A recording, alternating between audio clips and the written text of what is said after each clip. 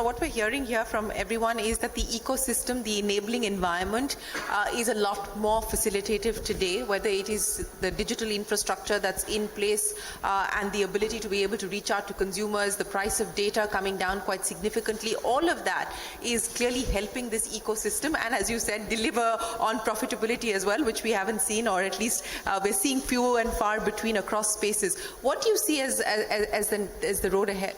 I lead the startup business across Asia Pacific and Japan, the early stage one, and we are very fascinated in terms of watching, on the ringside view, a lot of innovation happening on the gaming side as well. So what we see from our vantage point of view, first of all, like the evolution of all the factors that you have mentioned, like mobile first market, the penetration of smartphones, also the gamers, like 500 million, and I also picked up a recent stat, like 24% of them are paying users and all. So there's this infrastructure part of it. We are also seeing, in terms of like more responsible gaming, building trust with broader users. So there are security angles. People are just getting more comfortable with like just paying money on those platforms. There are ways to also detect and prevent collusion or fraud or like avoid some of those external intrusions. So that's there. And then going forward, we also see like NFT also perhaps coming into the play. We have now this blurring of the worlds of virtualization, metaverse, we talked about, and tokenization of assets. And where we see this potentially going forward is this could become like tokenized across different games, and the consumers or the players can create their own world, customized totally with like their own assets, their own themes and schemas, like a lot more personalized view that they are more comfortable with, and all of this is going to make it more engaging. Let me ask you, we were discussing this in the morning, so it sounds to me like there's more frenemies than enemies in the gaming space today. Yes or no? See, it's the ecosystem. It's the entire ecosystem. And the fact is that this ecosystem is currently evolving. It's the most abused word. Ecosystem is the most abused word. See, the space itself is evolving, where like, if you see, things like self-regulations are coming in. Yeah. We are getting more clarity from organizations like MITI now, defining what should be done, how the SRB should be set up, what should be the defining policies that we should all do with. And that we can only do as a group there. Like, because it's like your space will be as safe or as unsafe. You are as good as your weakest link. So the ecosystem better be strong. Let me get wrap-up comments from each of you, and Piyush, I'll start by asking you. So give me a sense of what the next few years look like as far as the company is concerned. From our company perspective, well, I think we are extremely excited to build this content ecosystem for India in terms of the gaming content ecosystem. What we are learning every day is that our category per se is very monetizable.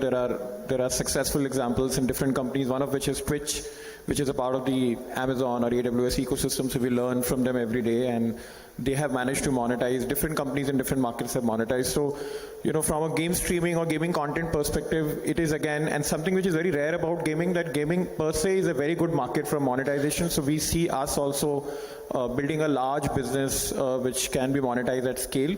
And secondly, the gaming content market will start to eat into the social media or different content markets over a period of time, which is also a trend which is going to happen. So we just need to do it in a nice manner, create good content, and take it from there.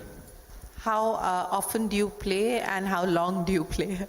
So I play about 3 to 4 hours a week, mostly over the weekend with my 7-year-old. He spends a lot of time with me, but I end up watching a lot of content because I'm learning on what kind of different content is there. Does the 7-year-old get to play?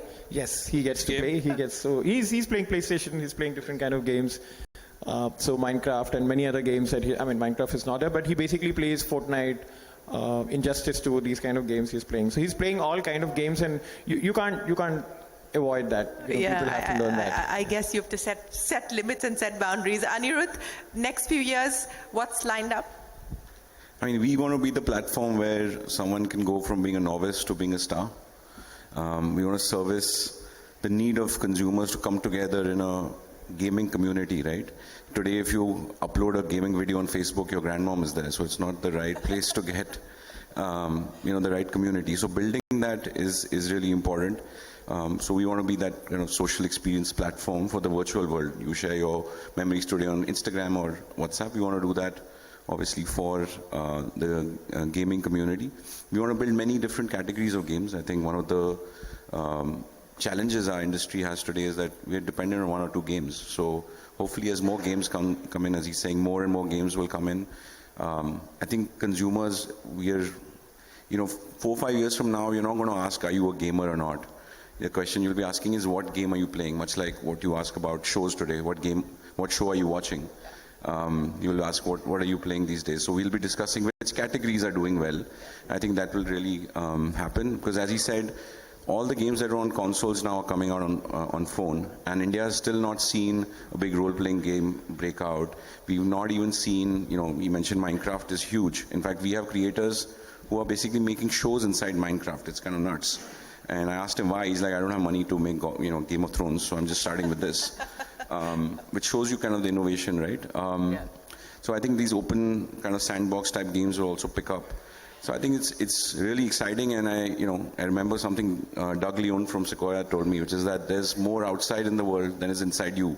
So if you make tools for people to use, they'll amaze you in what they'll do, and I think India is great at doing that. Rajat, what's next? Yep. No, so for us, we want to be a significant part in creating industry-first standards as we go into this market and be a part of this significant growth opportunity there. And to me, the aspiration is build a global game from India, as a very successful global game from India. Nishu? I don't want to mimic exact words, but same thoughts. Benefits of going first. Yeah, but I'll add outside of this. So when we used to play games back in 2002 or even before that, basic games, not even skill games, there was a stigma associated with it. If you play even casual games, so hyper casuals, hey, this guy's a nerd, or this guy's a gamer. Now, if you see, everyone is playing games, except for some people for sure. Yes. But everyone is engaged either in hyper casuals or esports or skill-based games, or more of open world games like Minecraft or Roblox, etc. Right? So the normalization is kicking in, and games are being accepted as a strong form of entertainment, rather than entertainment first on, for example, OTT platform. Yeah. A kid would spend more time playing if given opportunity and not restrictions by parent, because it's a natural way of doing things. Yeah. And it's commonly said that once everything is automated, then everyone will just play games. So there's a huge opportunity for us and everyone to expand in the gaming territory across the board. Well, speaking of opportunities, I'm going to start a game. Whoever says ecosystem from here on will have to pay 100 dirham, and the house will get the money. I'm the house, so so whoever uses ecosystem post this panel is going to have to pay up. But thank you so much, Piyush, Rajat, Gaurav, Anirudh, and Nishu for joining us. I certainly walk away from this panel having learned a thing or two. I don't know if I'm going to go back and play, but I certainly have learned a thing or two. But thank you very, very much for your time, and we wish you and your companies and your teams the very best of luck. Ladies and gentlemen, a big round of applause. Thank you. Thank you.